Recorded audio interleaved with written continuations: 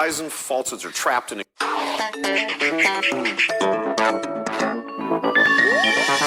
Hello, everyone, and welcome to the Vortex, where lies and falsehoods are trapped and exposed.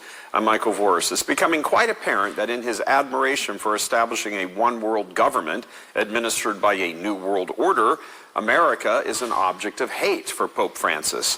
The handwriting was on the wall at least 2 years ago when yet another article from Eugenio Scalfari revealed that the pontiff has so little regard for the United States that he actually thinks that we should simply give up our national sovereignty and submit to a new world order. Hey, maybe the Dems can nominate Pope Francis for their party's candidate for president. He can assume presidential powers and then dissolve the United States. After all, it seems like he's got experience doing the same thing with the church. The old atheist Italian journalist says that in 2017, Pope Francis called him shortly after the G20 summit and demanded to see him at 4 o'clock that afternoon. According to Scalfari, Francis had become agitated about the U.S. and other nations commanding such power in the world. Quote, Pope Francis told the Italian newspaper La Repubblica that the United States of America has, quote, a distorted vision of the world, and Americans must be ruled by a world government as soon as possible for their own good, closed quote. Now, that's an incredible statement to make, and as the article continued, the disrespect for the idea of national sovereignty mounted.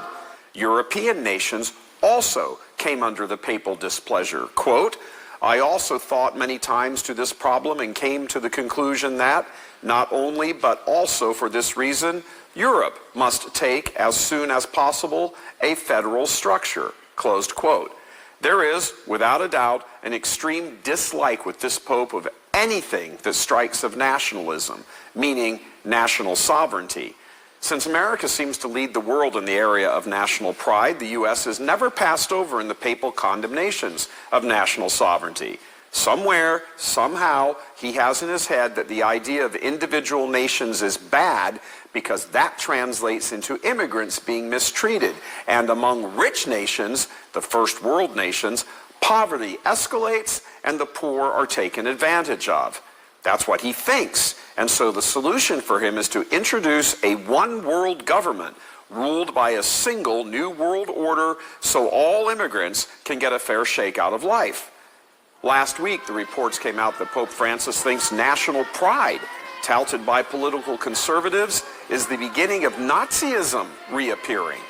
He said to an international group of specialists in penal law, quote, and I must confess to you that when I hear a speech by someone responsible for order or for a government, I think of speeches by Hitler in 1934, 1936.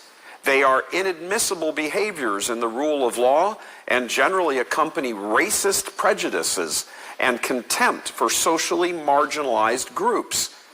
It is no coincidence that in these times, emblems and actions typical of Nazism reappear, which, with its persecution against Jews, gypsies, and people of homosexual orientation, represents the negative model par excellence of a culture of waste and hatred, closed quote.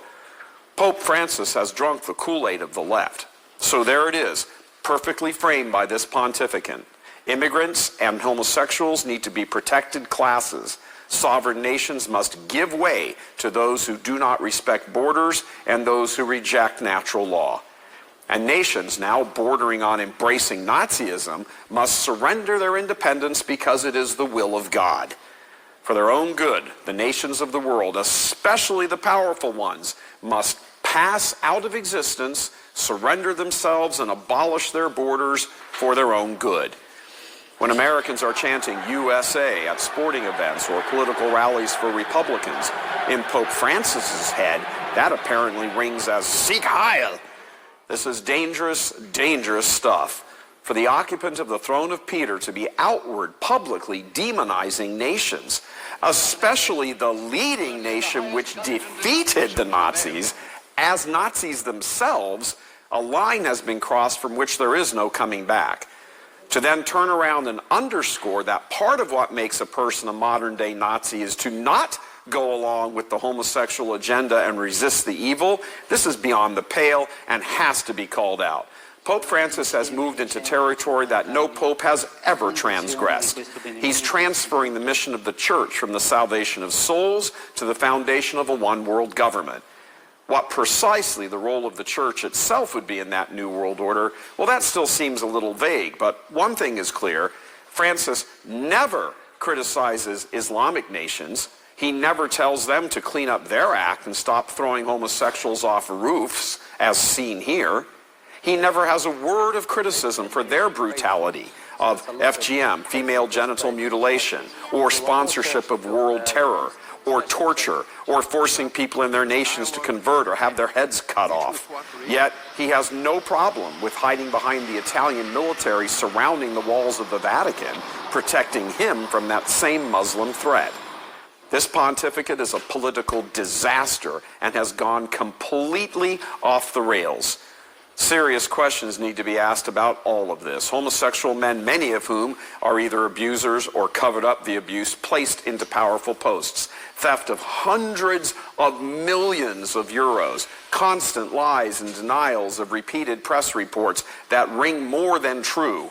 Multiple appointments of enemies of Christ to highly visible positions within the church.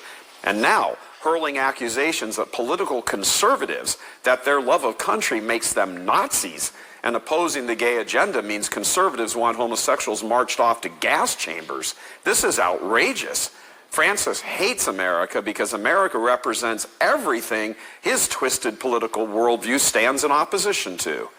This increased Marxist view has been brewing in the church for decades, and far from being ascendant, is now practically the status quo. Love of the homosexual agenda, illegal immigrants, the abolition of nations, and Islam's favored son status is what Francis is going to be remembered for. The Vatican has yet to comment on the Scalfari interview about Francis reportedly saying America should willingly surrender itself to a one-world government. And actually, no comment is needed. We've heard enough.